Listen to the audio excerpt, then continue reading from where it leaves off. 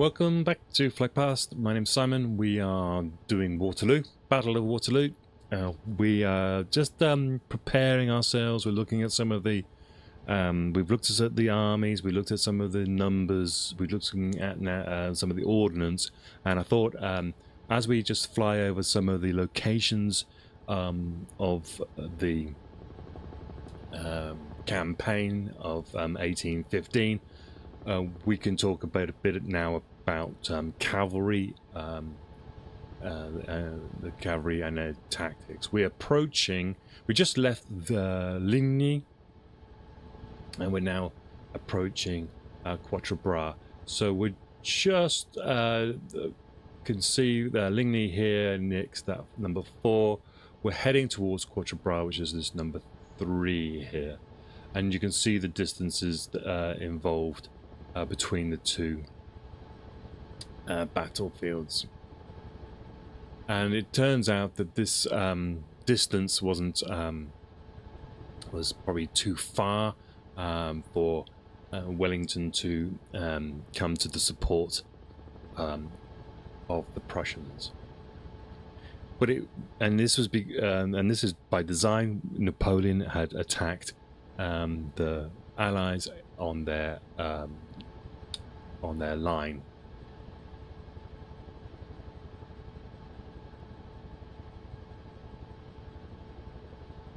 So we are trying to find Quatre Bras, and I always find this one difficult to find, but it might be here.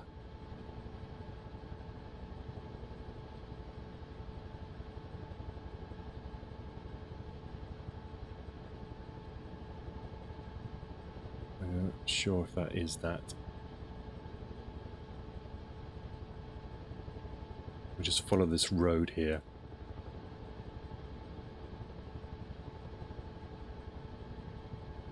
This is a very important road that we have.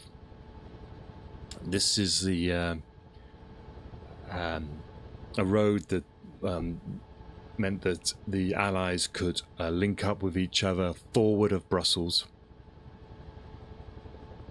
So it travels, I think it might be an old Roman road, most of them are around here probably, travels east-west, and so this would be the main route that the British troops would try to come down to support the Prussians if they could.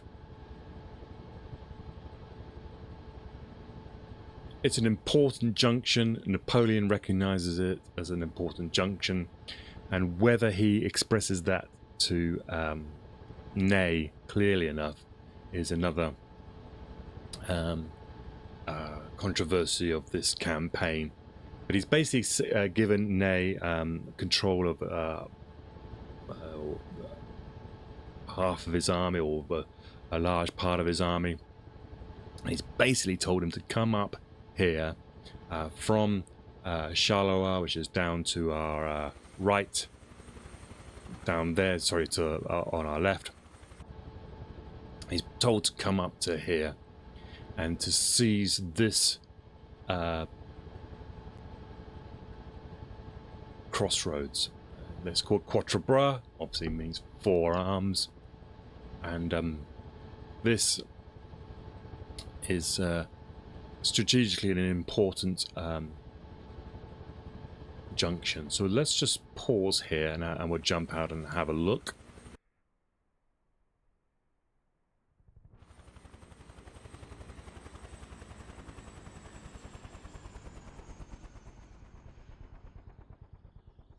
A lot of these buildings here didn't exist. There was buildings by the actual crossroads itself. If you head up this way, you will come to basically get to Brussels, and down here is you can see in the distance Charleroi. Over here we can quickly demonstrate the distance between here and Ligny.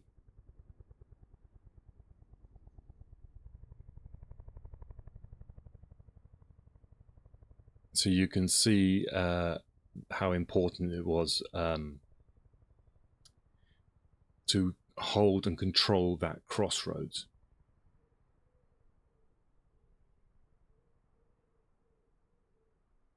And you can see now ahead of us is Bry, and that's where Wellington gets to talk to Blucher on the morning of the 16th of June.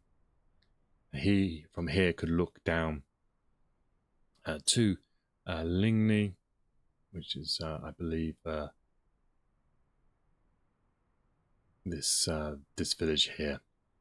And the French are over. Napoleon is coming from Fleurus here, attacking the Prussians, and he's doing that because he knows that the Prussian army is the largest army furthest forward. So if he can attack the Prussians here, and with a smaller force back at Quatre Bras, he can pin Wellington. But the key element to this would be to one, they're both kind of trying to do the same thing. They need to control the crossroads here at Quatre Bras. That then means if Ney could control the crossroads at Quatre Bras, it would mean that he could pin Wellington there and send any reinforcements to Napoleon. But because he didn't capture the crossroads, he was trying to bring up more and more troops to do that. And that then is an issue which we'll see when we do the proper run through, that there is a reserve force who is commanded to go one way towards Napoleon, and then Ney countermands that order and tells them to come back towards Quatre Bras. But that means that those reserves don't feature at all in the in any battle on that day. So this here, what we're looking at now, is basically the battlefield of Quatre Bras. On the left here, where these fields are, you can see some trees, but this area here was mainly woods, and there was a few buildings up here, and the 95th Rifles that we just spoke about, they were along this line down here. French under Ney were pushing up from this direction to try to capture this crossroads. So the mass panic of this happening in Brussels in the morning of and the evening of the 15th and the morning of the 16th, they are streaming troops down this road from Brussels and down this road here from Nivelles, which is to the west, and the troops are arriving, and they are arriving into a full-scale battle. Troops are coming along this road and immediately peel across to the right-hand side, or Wellington will have his troops coming down this road and immediately pull across to this. So all day long, it's a, in his words, used on a different battlefield, it was a close-run thing. It all depended on when troops were arriving down this road.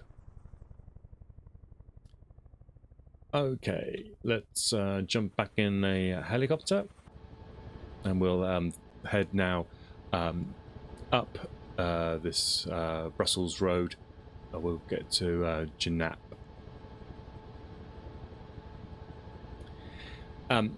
Let's talk cavalry. We were going to talk cavalry. So Wellington doesn't have a high regard for the British cavalry. He tends to think of them as units that shoot their bolticles, he says. they will be a one-shot thing that happen, and then because they're so disorganized, they can't get organized again to be an effect on the battlefield. He's always having issues with his cavalry units. Apart from one time, which was the Battle of Salamanca, the infantry were commanded well. I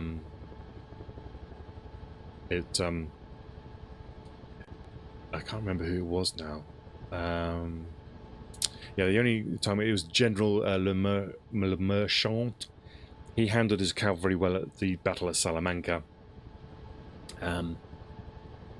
but he was killed in that battle, which was a shame. Wellington spoke of his cavalry. In 1825, he was quoted as saying, "I considered our cavalry so inferior to the French from want of order, that although one squadron was a match for 2 French, I did not like to see 4 British exposed to 4 French. As numbers increase, order becomes more necessary, and our men could gallop, but could not preserve their order." So he didn't like that bravado of the cavalry, and we'll see an example of that, of course, when we get to Waterloo itself.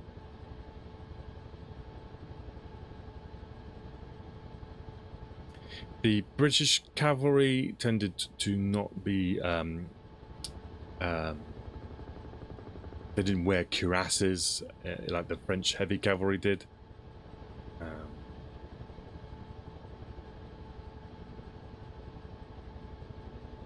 And their swords were of a sort of a slightly curved nature. Sabres, it was known as the 1796 pattern.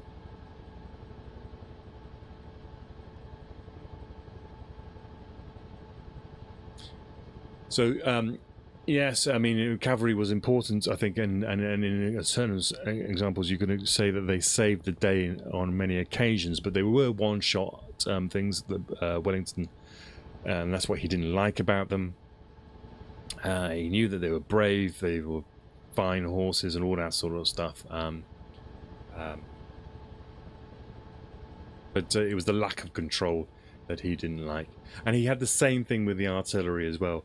For some reason, he didn't like his artillery. They seemed to fire on things he didn't approve of.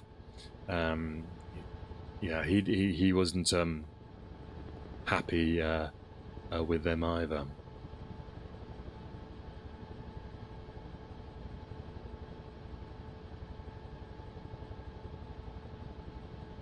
Now the French had the cuirassier. It wasn't.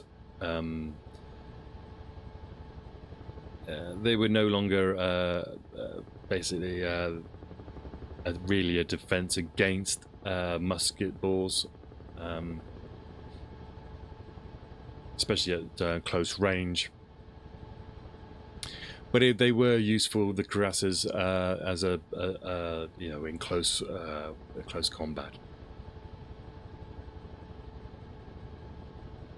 But of course, most of the Napoleonic cavalry had given up the armor side of things.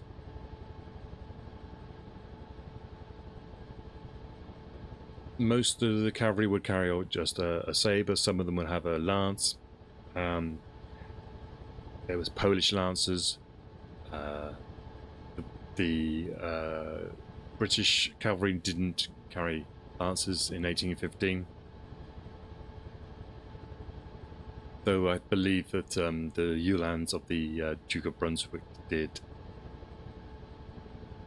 There was advantages and disadvantages for carrying a lance. They were good against some infantry, but not against other cavalry.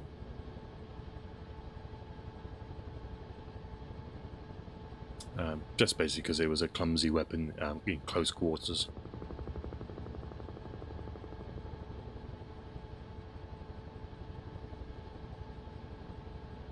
Most of the cavalry people would have their own firearm, a pistol, or a short carbine. Their effectiveness, I mean, it was an option. It was something that could be used once, but it was definitely, the argument about how effective a carbine or a pistol was for a cavalry person was it wasn't particularly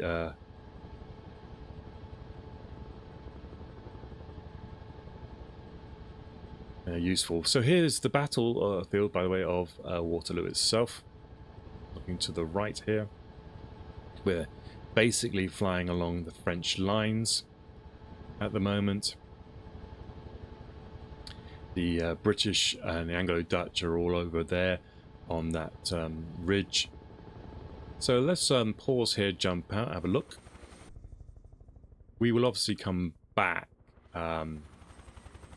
to this area later, but just to get you familiar. Down below us is La Belle Alliance. I believe Napoleon's headquarters is back here. There's a farmhouse here. On the right hand side is Place Noire, and this is the direction that the Prussians will eventually arrive from.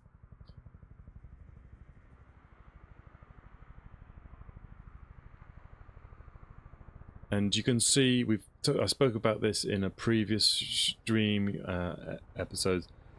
This is the beautiful battlefield of Waterloo, and every time I look at this, I just think that the subtlety of this battlefield is amazing. What you have is on the left hand side, you've got Hougoumont, the Chateau of Hougoumont. In the center, you've got the farm La Haissante, and then there's a bunch of villages and hamlets on the right hand side that mark the field. This Belle Alliance is basically the sort of French front line, and in simple terms, this is what happened. If you remember, we were talking about the tactics of Napoleon. He's sitting here. Now you've got to imagine that hideous mound is not there, because that's post-battle. Very subtle ridge. You could hardly see it here at all, but it does mean there's a reverse slope. So Wellington has got his infantry behind that slope. So the French artillery, which is are placed along this sort of slope here, when they fire, they can't hit the infantry, which are behind that ridge. Now, Napoleon doesn't know what's behind this ridge, but he can see that there is the forest behind, and he believes this is a mistake. So he does agree to sort of have his battle here, and the first thing he wants to do is to attack on the sort of edges of the battlefield. He sends men over here to attack the chateau at Hougoumont. This becomes one of the an all-day battle, but it's probably Napoleon's intentions on this side was to try to encourage the British to move reserves from their center to the right. Napoleon probably also understands that if he can threaten Wellington's right flank, then he's going to start to threaten his if he can break around this way, he can threaten Wellington's supply lines and push him away from his supply lines. And Wellington is afraid of that, because he has placed some troops that don't see any action over here at Braine Allude over here, but they don't get to see any action on the day. What actually happens is that the inexperience of those troops, or the lack of proper orders, or whatever it is, or the lack of the strategic understanding, means that this actually sucks in more French troops than was actually necessary. When that part of the action occurs, he then wants to he threatens then the right-hand side of the his right-hand side, but the British left-hand side. So he sends forward his troops forward along here, and we get the troops coming up this section, the French infantry coming up here and attacking the British here. And you can see this reverse sort of slope again just there. This is the famous sunken lane at the top, and this is where the columns of French advance. In response to that, there is a cavalry charge. They swoop down these ways, swoop down into the French infantry, push back that attack, but they lose control. They're all milling around this area here. They can see the guns of the French, so they get in here, but they then get counter-attacked by the French on this side. All the time as well, we've got the Haissant being attacked, and the 95th Rifles are here in this like a sandpit quarry thing here, and their job is to basically take out leaders of infantry as they're coming up, and prevent artillery being brought forward up this ridge. So Napoleon's main concern here is to try to get these pressurize Wellington's flanks, so that he will commit his reserves, which are behind here, one way or the other.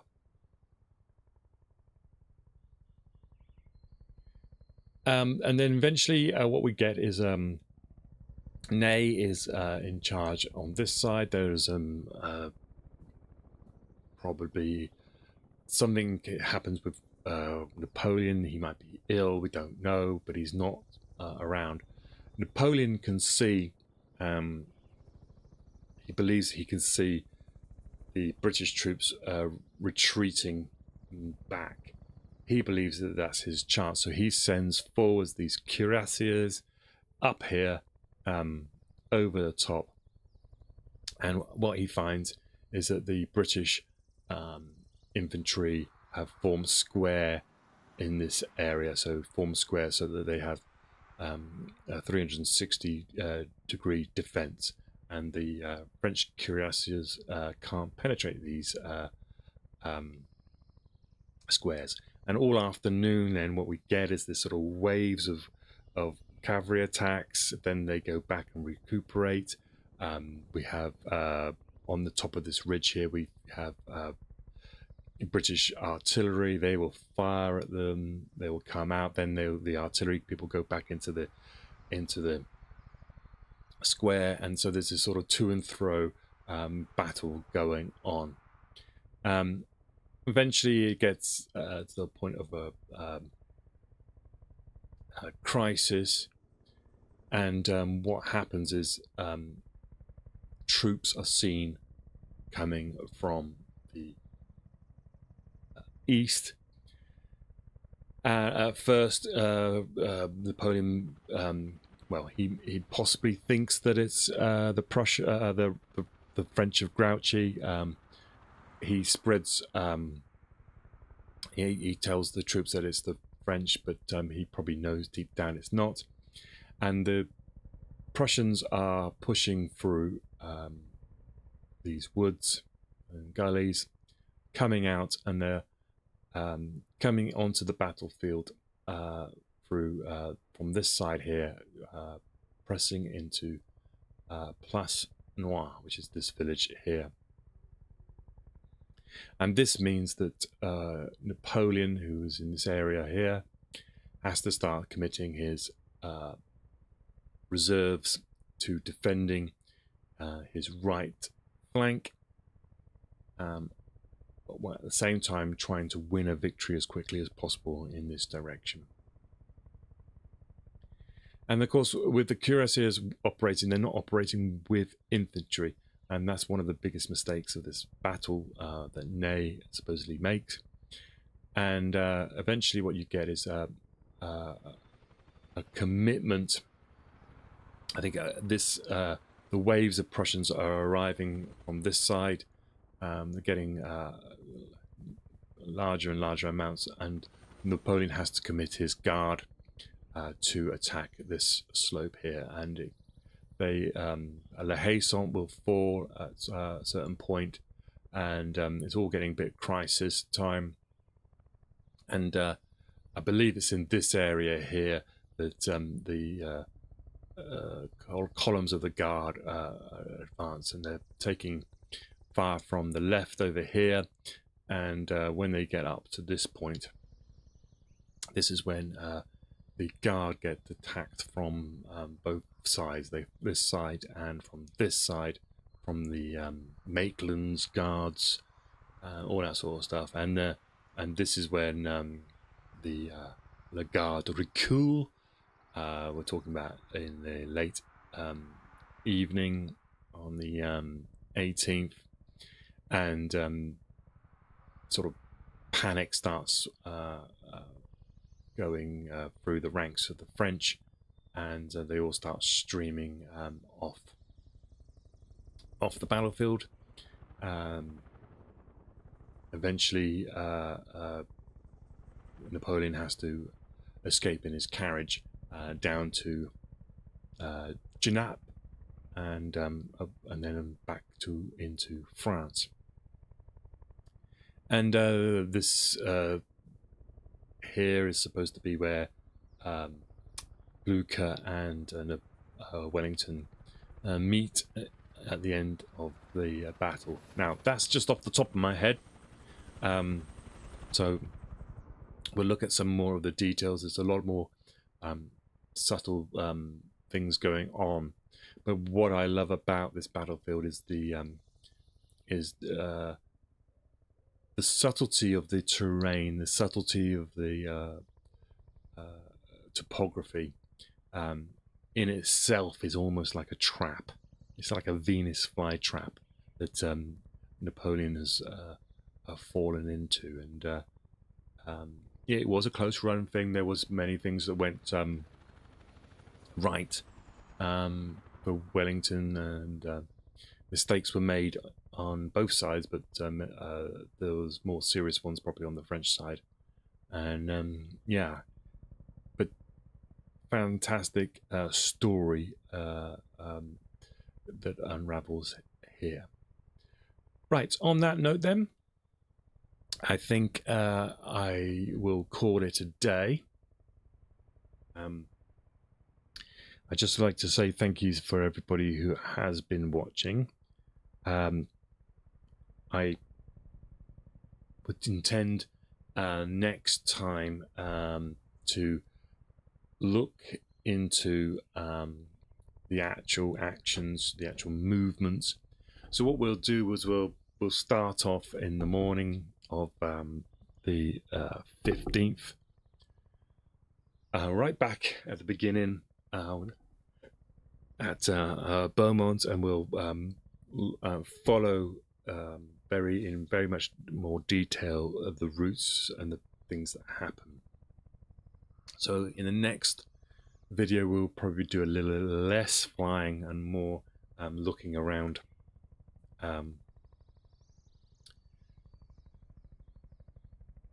Looking around the actual terrain. So that will be tomorrow, probably in the morning. So I hope you've enjoyed that. please, I'm a very small channel, so if you did find anything in that story interesting, let me know by just simple clicking a like or subscribing. We're trying to get I don't know, a number of people. We're about 74 followers on Twitch, so if you can get me up to 80, that'd be great. And we're on about 24 subscribers on YouTube, so you guys are lagging behind badly. So if you can bring your A game in and subscribe, that will be cool. Apart from that, yeah, I will see you then in the next stream. Goodbye.